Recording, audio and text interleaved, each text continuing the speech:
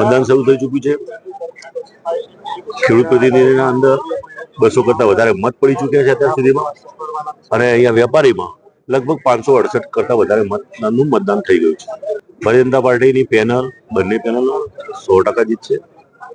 અત્યારના ચિત્રો બધી સારું એવું દેખાય છે. ક્રોસ વોટિંગ તો જેને કરવું હશે કરશે, પણ ભારતીય જનતા પાર્ટી કોઈ કાર્યકર્તા ક્રોસ વોટિંગ નહીં કરે. આમાં કેવું છે, મેન્ડેટનો અનાદર કરે અને એક્શન લેવામાં આવે જ છે, એ પછીની વાત છે. પણ કયા ભારતીય જનતા પાર્ટીના માણસે ક્રોસ વોટિંગ કર્યું એ પણ જોવું પડશે.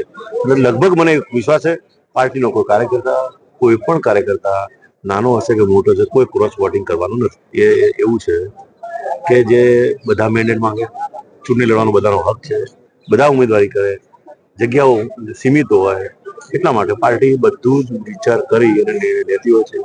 ત્યારે કોકને મેન્ડેટ ના મળે, નારાજ થાય, સ્વાભાવિક છે. નારાજ એ પણ પાછા અમારા પક્ષના કાર્યકર્તાઓ અમે મનાવી દઈશું. ના, એવું ક્યાં કીધું છે?